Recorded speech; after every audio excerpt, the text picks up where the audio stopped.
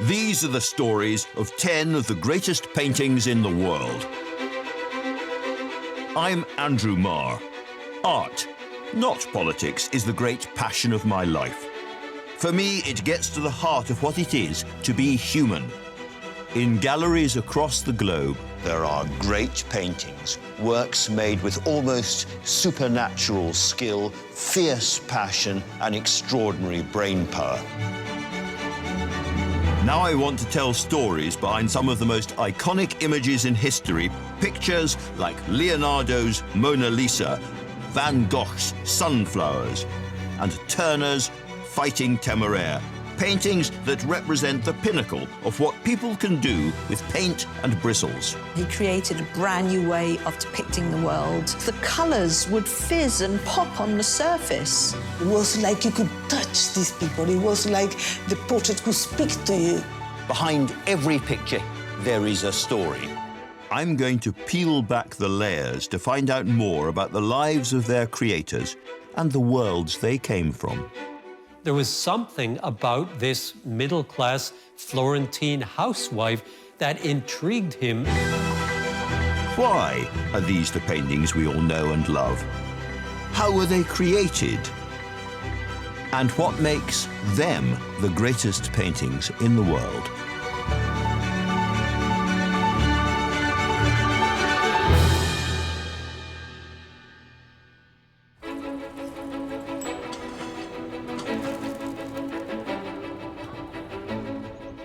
What makes a painting a masterpiece? That is, of course, a subjective judgment, but there are some paintings so important, so iconic, that they come to represent an age or a culture or a nation. And it's these kind of pictures which very often form the centerpiece of the great museums and galleries of the world. All around the globe, there are images which speak to a nation in ways that no others can match. And here in Amsterdam, there is a canvas loved by the Dutch like no other. This colossal gallery at the heart of the vast and beautiful Rijksmuseum doesn't just contain the most important painting in Dutch history, it was actually built around it.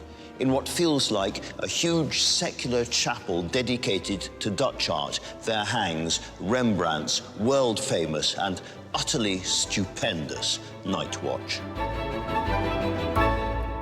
This was an act of risk-taking, almost of arrogance, created by the greatest Dutch artist at the very height of his powers.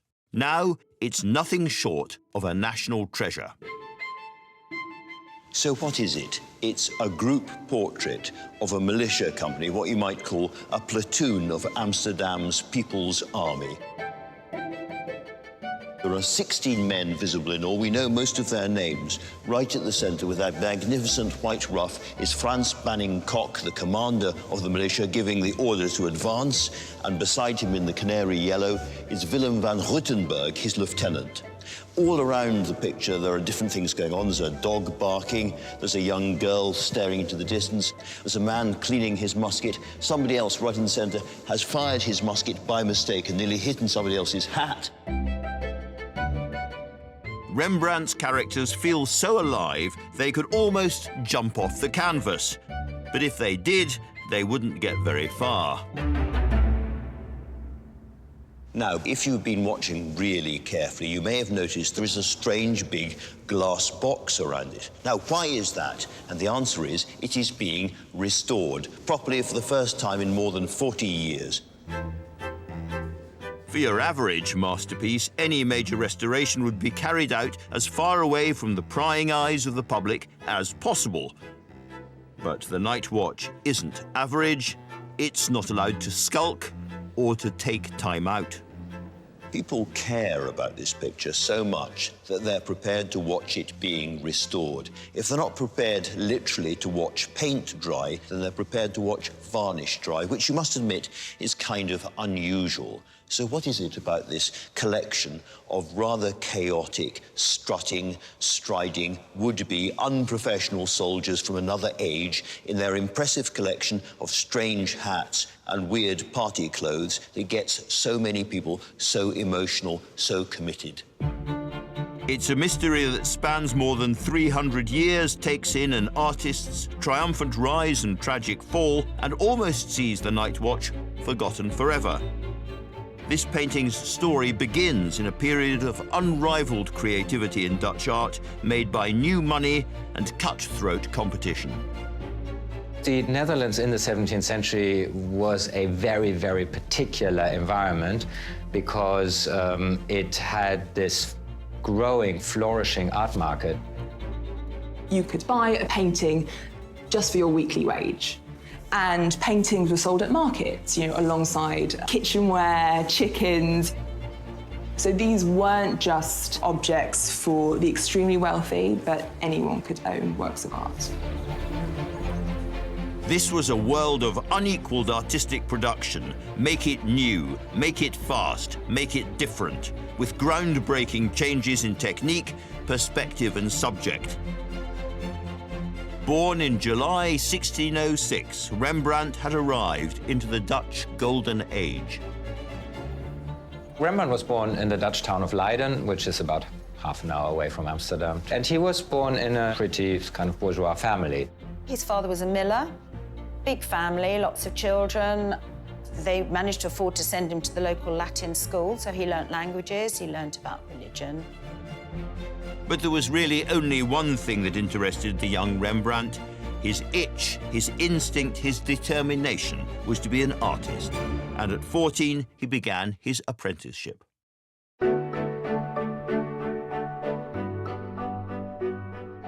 He entered the workshop of a local artist, and that's where he learned, as it were, the craft. He would have learned how to draw, how to use colour, how to mix and make his own paints. It doesn't appear that he just wakes up and is suddenly a brilliant artist, but rather, in his early works, with our own eyes, we can see him progressing. Rembrandt's first canvases are full of mistakes, but each and every one ripples with ambition. They show daring colours, bold textures, and above all, an unusual approach to lighting. He was a young artist who wanted urgently to be different, to produce a style that was his alone. This was the formative period for the young Rembrandt, and much of the thinking and the skill you can see in the Night Watch goes back to the Leiden years, when he was working on the consistency of his paint and finding new ways to portray light in a more dynamic fashion. His early masterpiece from that period, Judas Returning the 30 Pieces of Silver, is spectacular because it is all about creating the drama of the scene and emphasizing the drama through very dramatic lighting. Also, when you look at his very early self-portraits, there is one where almost his entire face is in shadow. It was this painting, created when Rembrandt was in his early 20s, that put him on the map. No one had painted themselves in quite the same way before. This was one of the first of more than 80 self-portraits Rembrandt would create across his lifetime. And it brought the young painter to the attention of some of the most influential art brokers in the area. But soon, even his hometown wasn't big enough to contain Rembrandt's ambition. What this single-minded artist had wanted from birth was to stand out, and for that, he'd have to try himself on a far bigger stage. There's so much opportunity in Amsterdam. Those most prestigious commissions, those were to be found in the big city. If you really wanted to get big-time clients, then you had to go to Amsterdam. That's where the riches really were. Rembrandt moved to a studio in Amsterdam in 1631. To put it simply, this aspiring young painter was following the money. During the Golden Age, Amsterdam was already overflowing with talented artists competing for fame and fortune. Joining them, Rembrandt was making a supremely bold move that would put him step by steady step on the road to the Night Watch.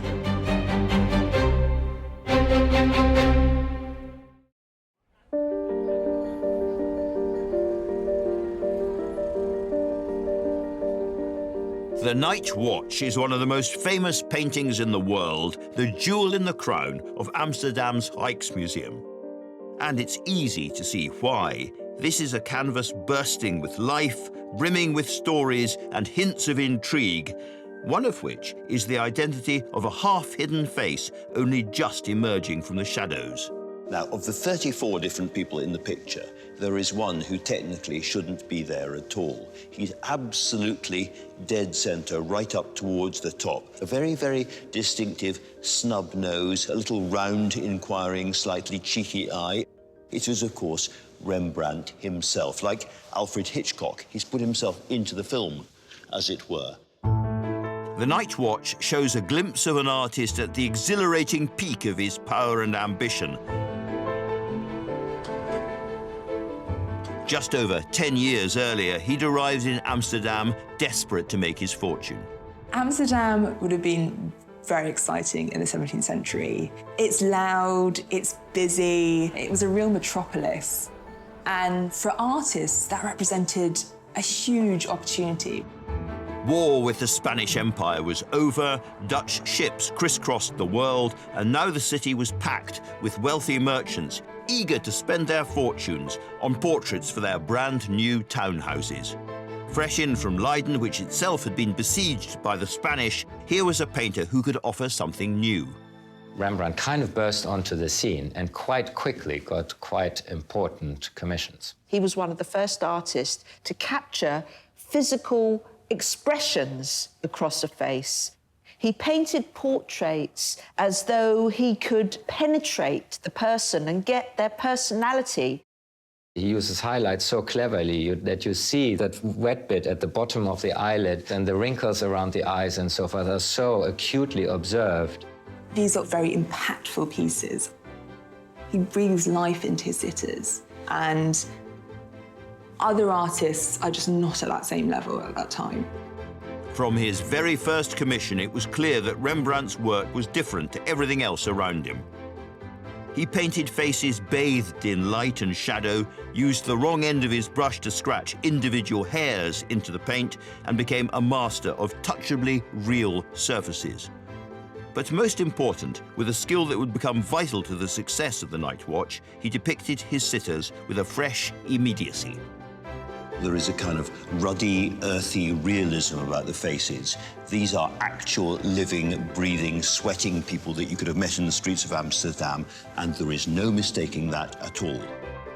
Suddenly, this provincial miller's boy was the most popular portraitist in the city.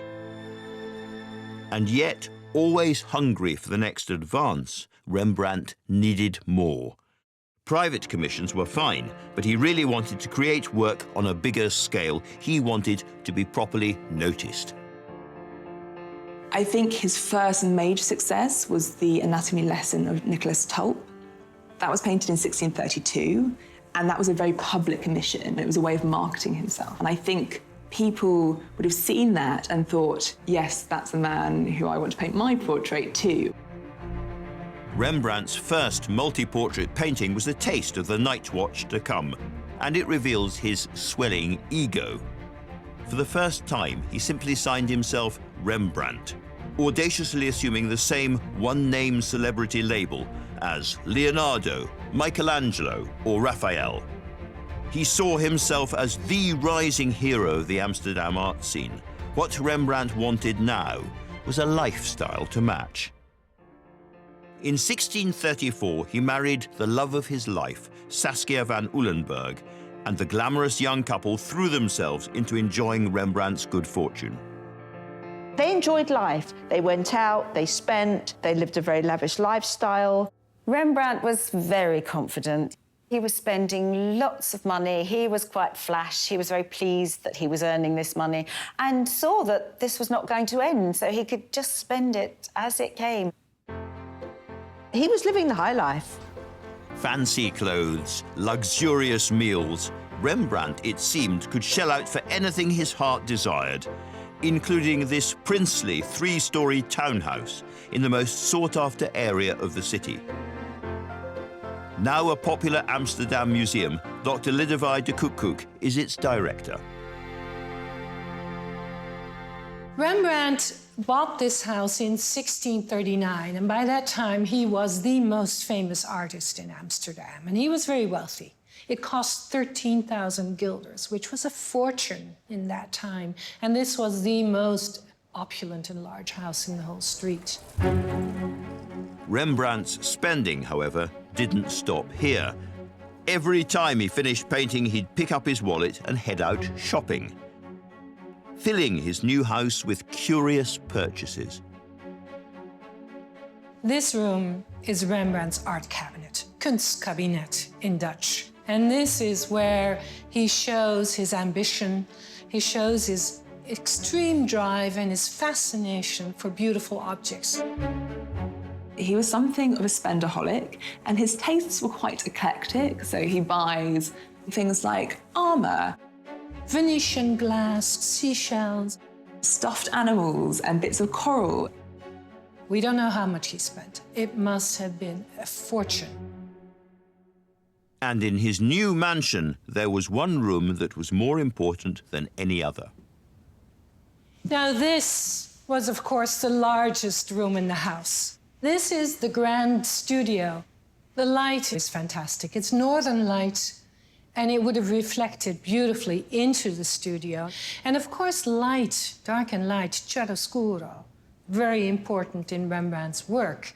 The high creativity of the master painter needed to be matched with the basic haggling business of funding his lifestyle. To sell himself and win the big commissions, Rembrandt needed to look the part. This is the grand entrance hall. We call it the voorhuis, the front house. It would have been the grand entrance next to the street. And these were sort of the public areas where visitors were allowed in and where Rembrandt showed the opulence of his household, but also his success as a painter. And it would have been really set to impress. It would have helped close deals on paintings. It's most likely to have been here that in 1640, after almost a decade working in Amsterdam, Rembrandt was approached for his biggest commission yet, the Night Watch. So the Night Watch was commissioned by the Kloveniersdolen, which was the headquarter of the civic militia, and they commissioned it for their Great Hall.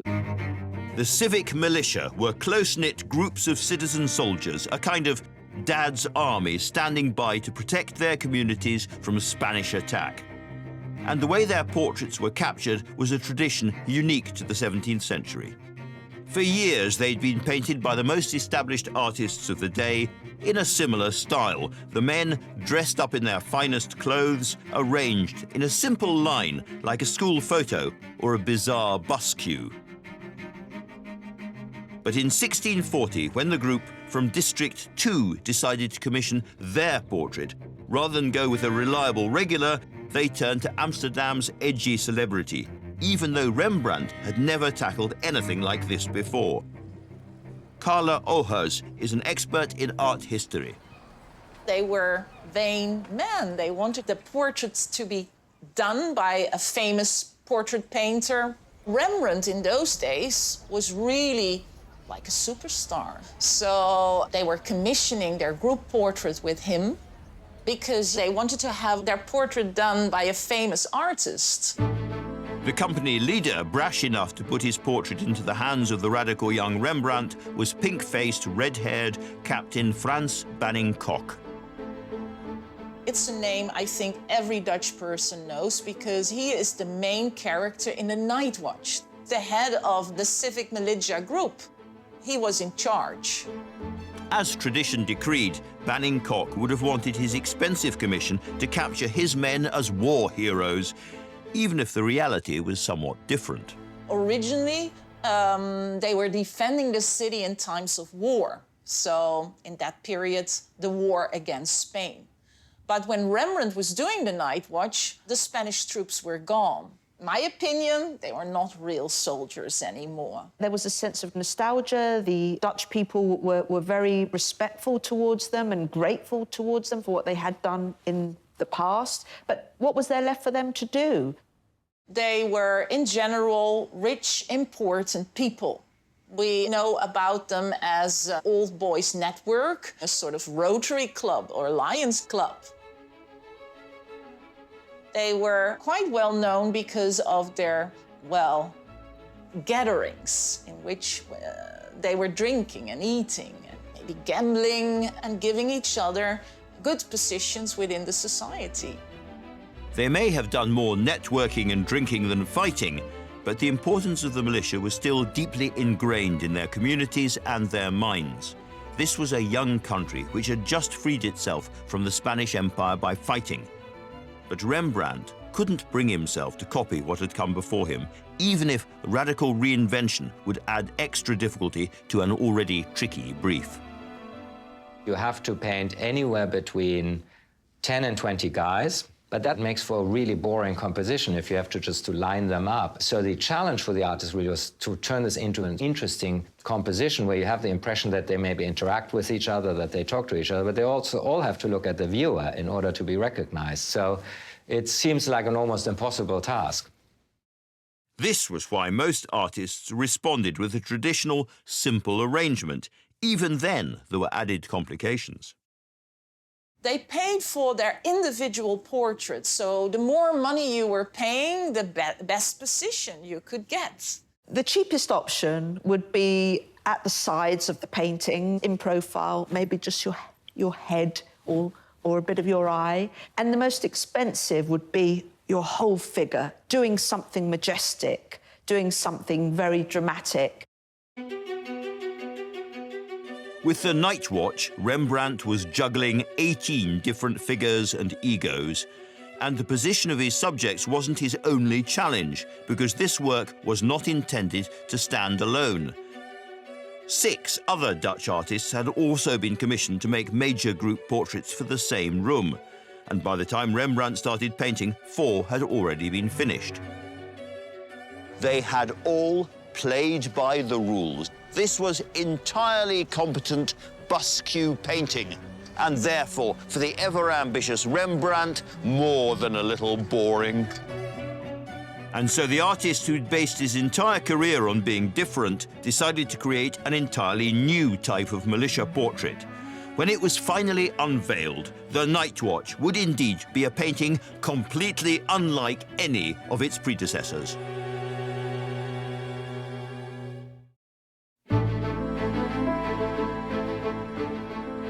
In 1640, Rembrandt began work on a painting that would come to define him, the Night Watch. This was the only civic militia portrait he would ever produce, but true to form, Rembrandt scrapped convention, instead taking the biggest risk of his career. What Rembrandt did, which was very different, was to place his figures as if they're in an actual battle. It actually looks like they're about to go to war. And he constructs a narrative around them. He presents what is a portrait more like a history painting. That had never been done before and was completely game-changing. This was amazing. This was like watching a movie, and because the figures are life-size, you really feel as though you've got to get out the way because they're going to come towards you and you're in danger. You're in the way. He has created a very unusual and risky composition, throwing aside all the usual rules about lining people up so that he can achieve the illusion of this militia company literally marching out of the wall, off the canvas and towards the viewer. And to do that, he has made some very strange decisions about the lighting. Most other artists lit their civic guard portraits pretty simply, a bright overhead glare. But now Rembrandt tried something very different. Shadows shroud much of the canvas, and instead he picked out his main characters almost as if with spotlights. If you look just here, for example, you can see the light illuminating Koch's outstretched hand, casting a shadow which cuts across the Amsterdam coat of arms embroidered on his lieutenant's jacket. It's a bit like a theatre director or a film director's lighting, and that gives the picture a dynamism that Rembrandt can't have been sure when he started it would actually achieve. The whole painting is a performance, and Rembrandt has even provided his own soundtrack. A musket goes off behind the captain. There's the rat-a-tat-tat of a drum. A dog seems to bark. It's a cacophony of noise, action, and movement.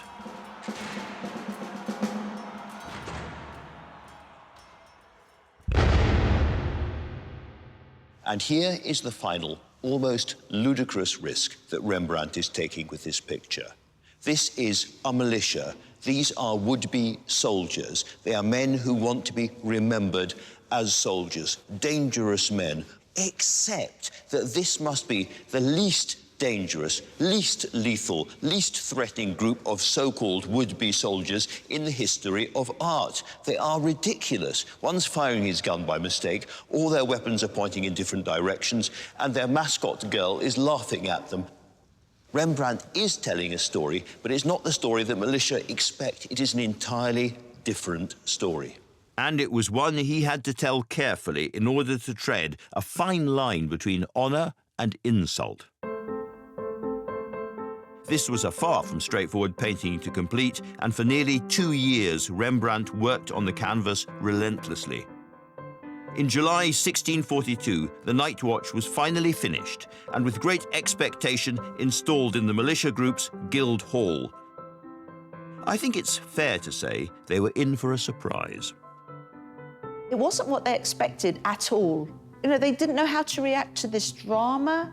Are they meant to laugh at it? Are they meant to be aghast at it? Are they meant to be in awe of the fact that every one of those people is captured through the expression and the personality and the stance? I think some of the sitters in the picture were quite unhappy about how they were shown because they did not get the prominence that they had expected. But it must have been admired because it was immediately put on the wall. Rembrandt was paid for it in full, and the head of the Civic Guard had several copies made for himself to have in his own home and to give to friends. The Night Watch may have been unveiled to a mixed reception, but no one could deny that this was daring, unique, bold. Rembrandt had taken a huge gamble, and he'd created something extraordinary. Everyone could see that. But now, just as Rembrandt triumphed artistically, disaster befell him at home as his beloved Saskia died. Rembrandt really loved his wife Saskia. That was a period of great melancholy for Rembrandt. He was devastated when she died. Commercial success seemed to mean so much less without Saskia to share it. A year before, she'd given birth to the couple's only surviving child, a boy they'd named Titus. And now Rembrandt faced raising his son alone. But his time of disaster wasn't over. After the Night Watch, which really represents the peak of his career, Rembrandt's career goes into something of a decline. In the decade that follows, his commissions significantly decrease. Public taste changed. People wanted a little less brown, something more fashionable, something more frivolous, what they considered to be lighter, brighter paintings. And I think Rembrandt couldn't or didn't want to keep up. For the first time in his working life, Rembrandt was out of fashion, out of commissions, and therefore, pretty soon, out of money. Rembrandt continued to spend extravagantly even after his fortunes were in decline. And eventually, in 1652, his creditors said, "That's enough, we're calling in our debts." And Rembrandt couldn't cope. Eventually, he had to sell his house and possessions at auction and was forced into bankruptcy. Rembrandt had to move from the big house he'd bought with Saskia in Amsterdam to a very rough part of town where he lived for the last 13 years of his life. The man who'd once been Amsterdam's richest painter now cowered in the city's shadiest suburb. It had only been a handful of years since he'd produced his masterpiece, but his life was now unrecognisable. It was a real fall from grace. In order to recover some of his debts, he's even forced to sell Saskia's tomb in 1664. That must have caused him great melancholy and trauma. She was the love of his life. Rembrandt's livelihood was hanging by a thread, and yet, wrinkle by wrinkle, failure by failure, he magicked disaster into triumph, the realism he'd brought to Banningcock's men now applied to his own ageing features, creating what are now seen as his most moving work.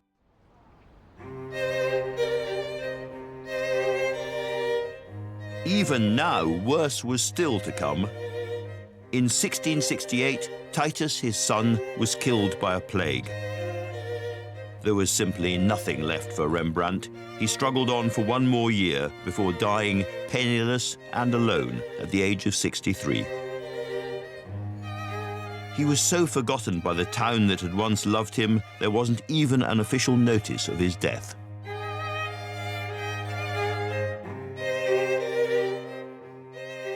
In spite of the fame Rembrandt achieved in his lifetime, he was buried in a pauper's grave.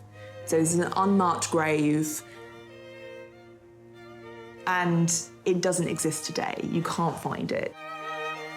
All that remains of his final resting place is a plaque, erected in 1909 in the Westerkirk Church, acknowledging his forlorn death.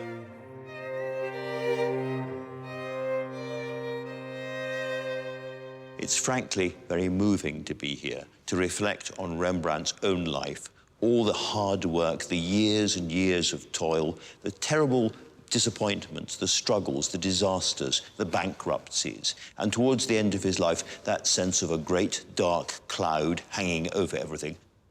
What would he have thought had he been able to be here now and realised that his greatest and most complicated work is at the heart of Amsterdam, at the heart of the greatest Dutch museum, and in many ways at the heart of the Dutch people? But before the Night Watch could embark on its triumphant progress to Dutch national icon, it would, a little like its creator, suffer its own humiliation. 73 years after it was first hung in the militia HQ, the colossal canvas was moved to Amsterdam's palatial town hall, now a palace. Alice Tachken is its curator of exhibitions. So this is the room where the Night Watch was hung in 1715, when it was taken from the Kloveniersstoelen to here. This was the office of the colonels of the Great War Council.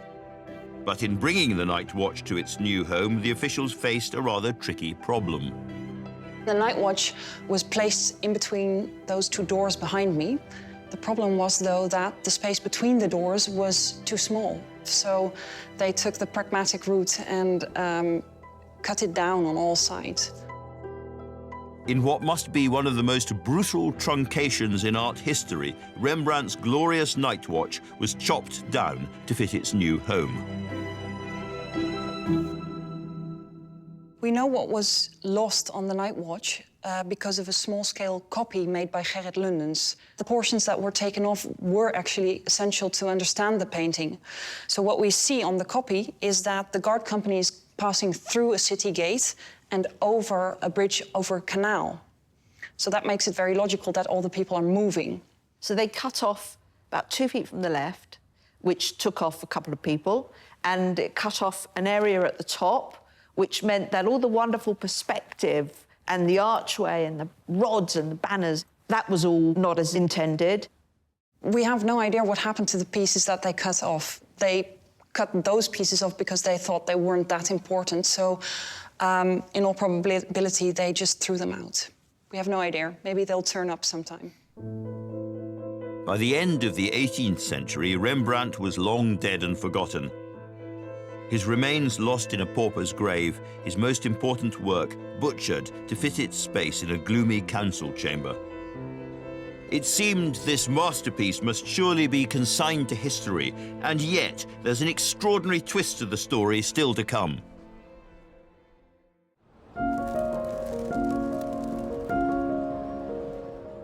By the turn of the 19th century, Rembrandt's Night Watch, the work he'd been most proud of, the one he'd produced right at the peak of his extraordinary career, was hanging in an out-of-the-way council chamber, a fraction of its original size.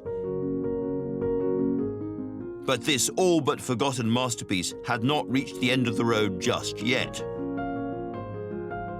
Now, among many other things, Rembrandt was a storyteller, and I think he would have been delighted that his greatest painting, his most complicated painting, is not only valued around the world for its own qualities, but also for the extraordinary and, frankly, bizarre story behind it.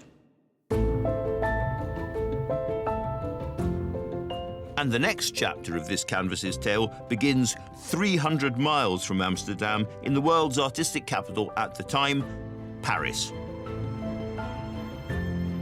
By the later 19th century, a new artistic movement was gripping the French, the Impressionists, a radical group of then young avant-garde artists painting real life as they saw it. They much preferred Rembrandt's work to the cold academic traditions of their own city. They loved the rich warmth of his shadows, the immediacy and the realism of his sitters. This new wave of painters felt a kinship with the old Dutch master. There's a real reappreciation of Rembrandt, and I think people like the romantic, wild side of Rembrandt, you know, especially those late works where he's really painting with very thick paint. What was once out of fashion becomes more loved. Certainly his humanity in the pictures, his talent for getting through the surface to something deeper in the sitter, and his compositions, the lighting and so forth, has certainly impressed and influenced many artists. Van Gogh called him a magician, writing, "Rembrandt says things for which there are no words in any language." And as his status and influence soared around the world, the Dutch too began to notice. The prodigal son was, at long last, welcomed home. He was rediscovered, if you like, and then became a national icon as the archetype of Dutchness. He became the national hero. And as Rembrandt came back in vogue, so too did his most patriotic painting, a reminder of the days when the Dutch had fought an empire to found their citizens' republic. In 1885, Amsterdam's brand new Rijksmuseum prepared to open to the public. The Night Watch was top of the curator's priority list. And they had a much more radical solution than their 18th century counterparts about how to fit this enormous canvas to the wall. They decided to build it a whole new wing of its own. This gallery was specifically built for the Night Watch. You know, this kind of what resembles a church interior. It's a gallery of honor, and you walk in a ceremonial way up to the high point, which any normal church be the altar. At the end of the enfilade is then the great masterpiece, which is the Night Watch.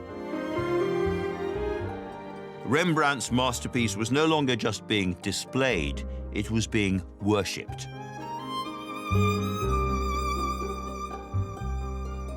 Resting in the very heart of the new National Gallery, this painting was now a national treasure.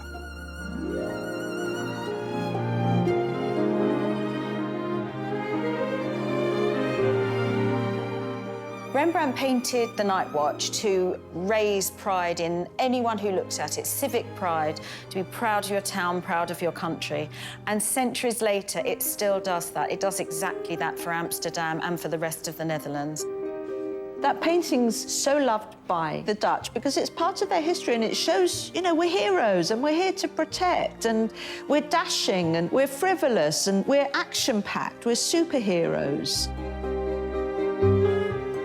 Night Watch mania has gripped the Dutch nation ever since. Nowadays, Rembrandt's canvas is visited by more than 2 million people every single year. It's so loved that when the Rijksmuseum reopened after major refurbishment works in 2013, the painting was welcomed back on display with enormous fanfare. People go wild. The painting's paraded through the streets of Amsterdam. There's tremendous celebration. The Night Watch is transported in this huge wooden crate, and there's children there waving flags and people are throwing flowers. And it's almost like the World Cup final footballers have arrived home. And the extraordinary tributes to this beloved canvas haven't stopped there.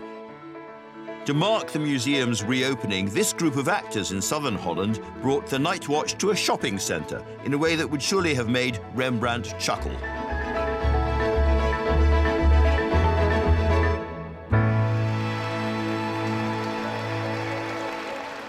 It's a love affair that shows no sign of abating.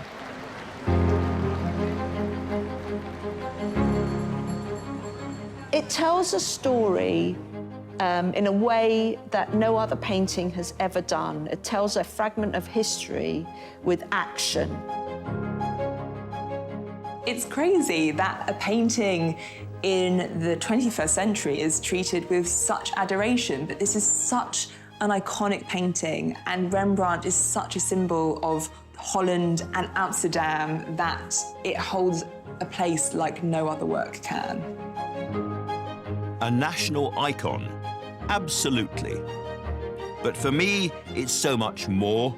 The Night Watch is a painting about perfectly ordinary people standing up to tyranny. And that's a theme that can speak for everyone.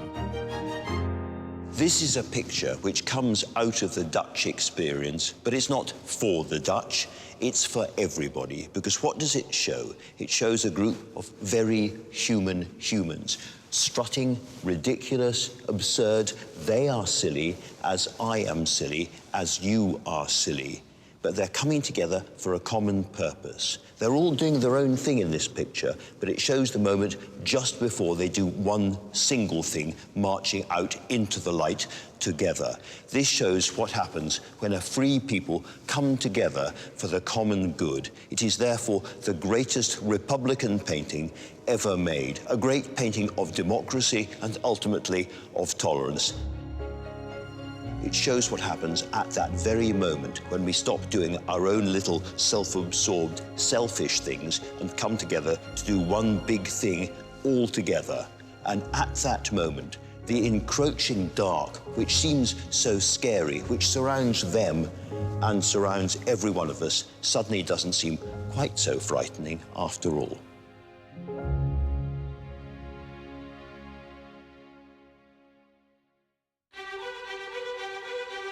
Next time, Tate Britain's most popular and most haunting canvas. This is not a pretty story. It's a young woman's suicide by drowning. A painting in which life mirrored art. The fact that Lizzie Siddal did suffer whilst posing did inject that extra sense of realism. And that even inspired a grave robbing. He claimed that her hair had grown so much it filled the whole coffin. The remarkable story of Millet's Ophelia.